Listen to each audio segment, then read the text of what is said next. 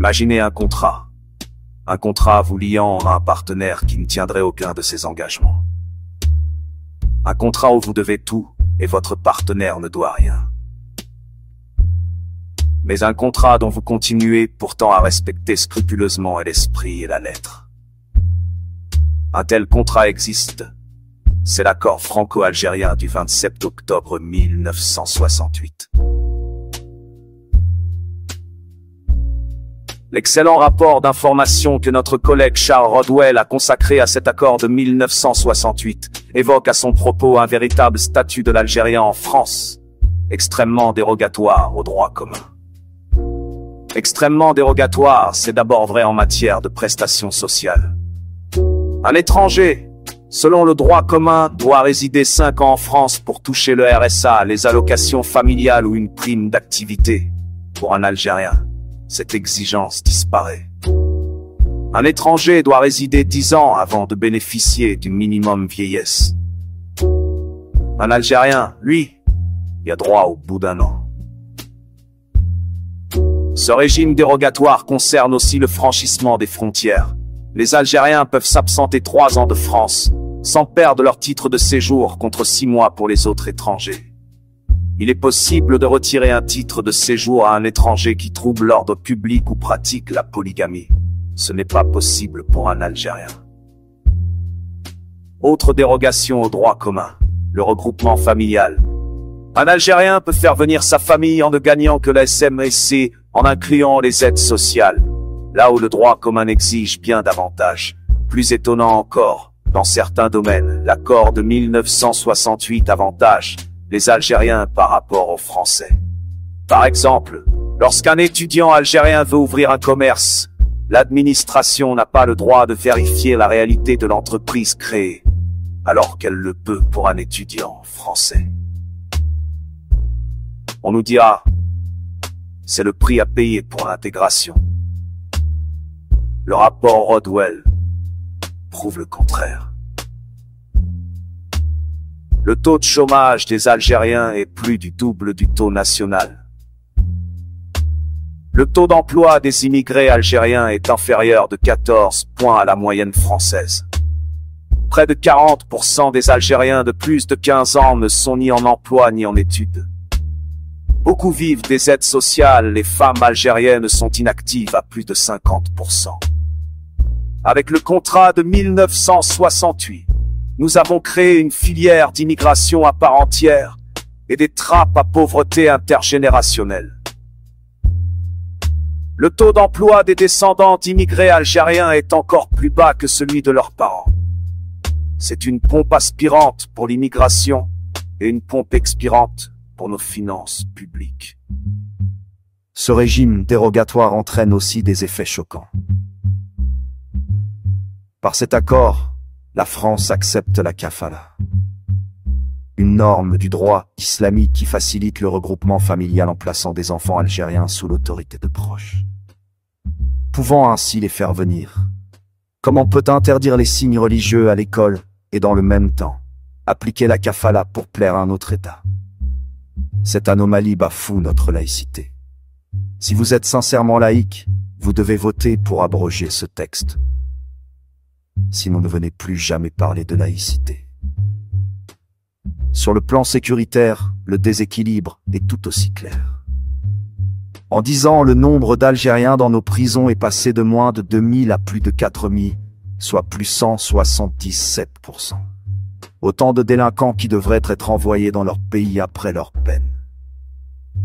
Il en est rien, car Alger refuse de délivrer les laissez-passer consulaires. Le terroriste de l'attentat de Mulhouse, 14 procédures d'expulsion, 14 refus. Un Algérien condamné pour violence conjugale protégé par l'accord, donc inexpulsable. La meurtrière de la petite Lola, elle aussi sous OPPS non exécutée. Alors que faire? Continuer à verser 2 milliards d'euros par an d'aide et de prestations sociales aux Algériens alors que leur pays refuse toute réciprocité. Continuer à espérer la clémence d'un régime qui emprisonne nos ressortissants, Boualem Sansal et Christophe Claise. C'est le chantage vulgaire, c'est fait, c'est sur le quai d'Orsay. Le 26 juin dernier, il a supplié nos alliés de retirer le texte de leur niche parlementaire. Résultat, Boualem a été condamné encore plus durement. Chers collègues, nous ne devons plus tergiverser, ce texte doit être adopté pour enjoindre au gouvernement de dénoncer l'accord franco-algérien de 1968. On nous dit, si on dénonce 1968, on revient aux accords d'Évian de 1962, donc à la libre circulation. C'est faux.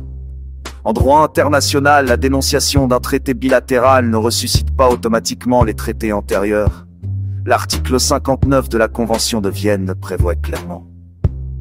L'accord de 1968 n'a pas vocation à être perpétuel, il date d'une époque de plein emploi. Ce n'est plus le cas. Et l'Algérie ne respecte pas ses engagements. Nous avons donc le droit de le renégocier. Si Alger refuse, alors le droit commun s'appliquerait.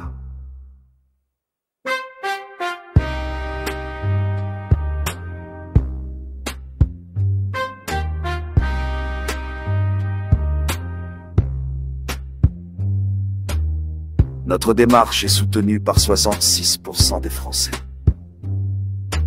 Ils attendent cohérence et courage. Et honnêtement, l'Algérie a plus à perdre que nous. Son PIB est 20 fois inférieur au nôtre.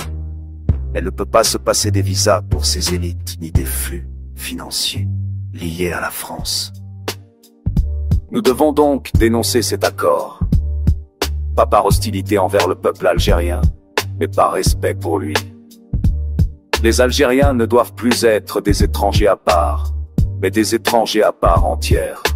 En France, il ne doit y avoir qu'une seule catégorie d'étrangers hors Union européenne, égaux en droit et en devoir. L'Algérie française, c'est fini. 63 ans après l'indépendance, il faut en accepter les conséquences.